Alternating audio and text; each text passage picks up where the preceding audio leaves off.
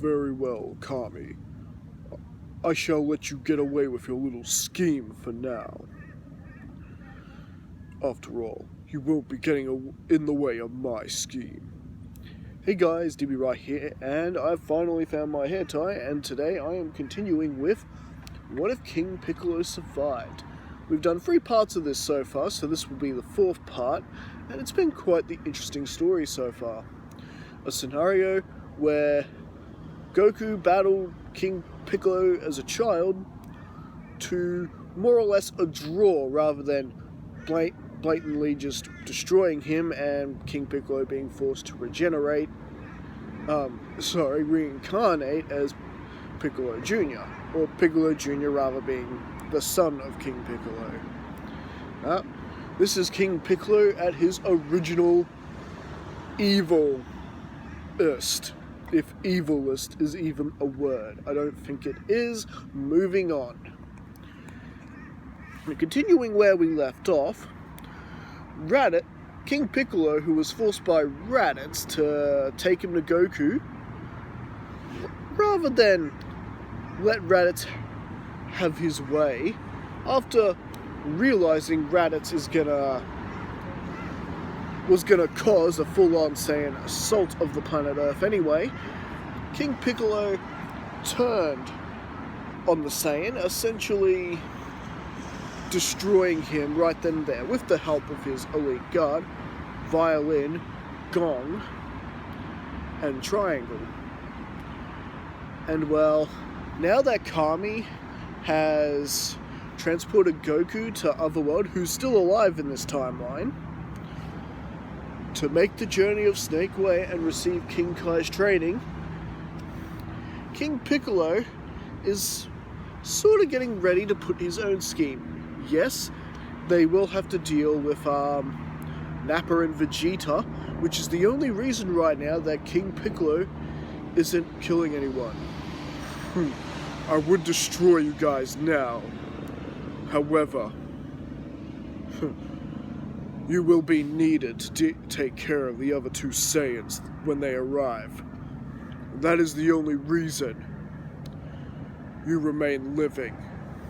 Don't disappoint me. Him talking to Krillin and Roshi, of course. I suggest you get the rest of your insignificant gang and get them up to speed immediately.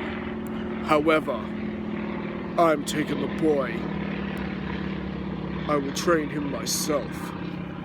Now, Gohan has had training up until this point, as we know, as mentioned in the last part. But, that being said, it doesn't mean Piccolo cannot subject the boy to his own brand of training, perhaps even try and change and corrupt the boy so he can later use him as a tool against his father Goku, because after all, Piccolo knows that in a year's time, Goku will be back here.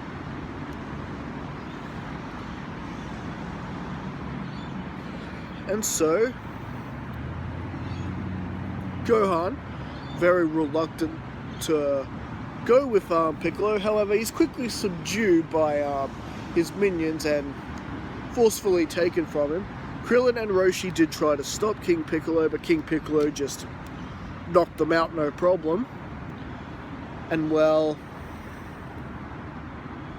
the only thing they could do is remove the scouter from Raditz's head, transfer the languages to English so they could then track down the other Z warriors like they do in the original story. And of course, Kami wants them up at the lookout for special training. Mind you, they're already pretty strong, the Dragon Team, in this timeline, because they've been trying to train themselves up ready to face King Piccolo again after the 23rd World Tournament fiasco in the previous part, or the part before that, I should say, part 2. And well, their training is going a bit smoother than it does in the original. In fact, they're able to beat the fake Saiyans from the Saiyans from the filler. You know, when they go to go into the room of into the pendulum room that transports them to moments in time in other worlds, and they had to fight those two Saiyans in the filler. Yeah, well, Krillin, Tien, Yamcha, and Chaozu are able to beat them in this timeline. And well, as for Goku, he's running on that snake way, all right. While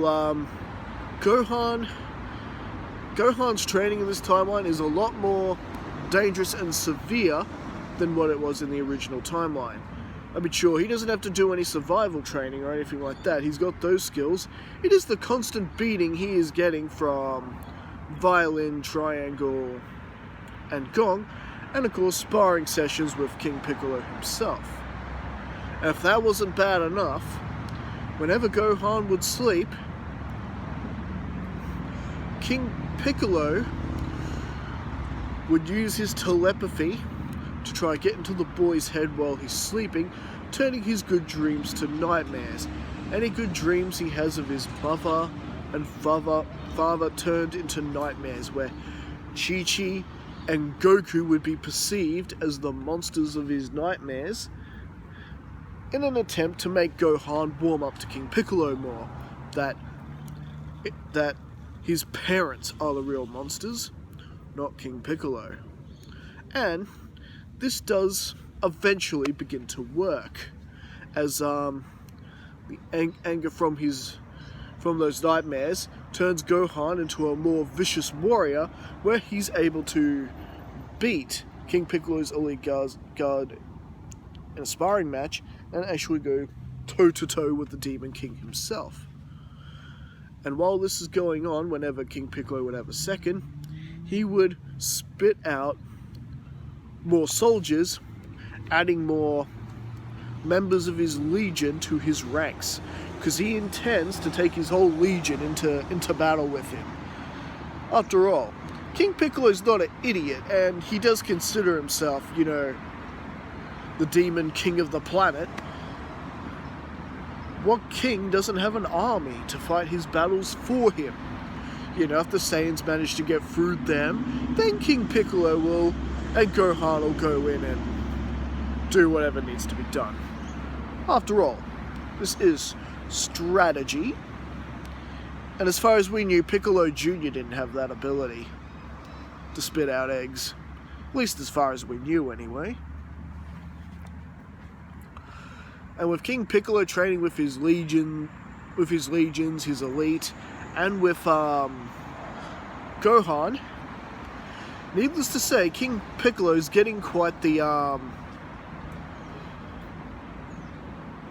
he'd be getting quite a bit more out of it than his original counterpart in this story, Piccolo Jr., who was just who focused mainly on his own training for 6 months until he eventually started training with Gohan for the remainder 6 months. This is 1 year full-on training, which means this is helping Gohan get significantly stronger than what he is in this point in the timeline. After all, he already had training from his father prior, so he already knew how to fight.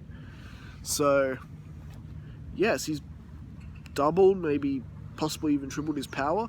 It's very possible that at this point, King Piccolo and Gohan could best Nappa. It's quite possible.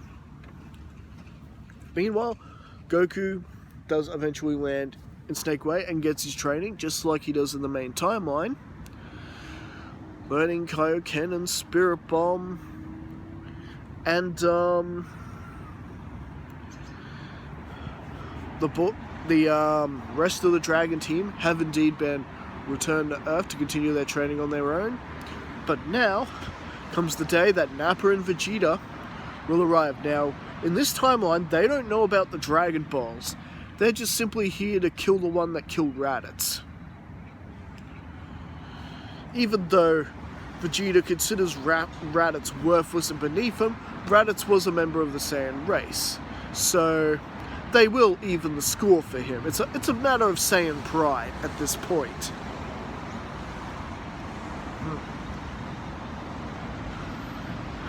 as they arrive on Earth, Nappa does do his number on the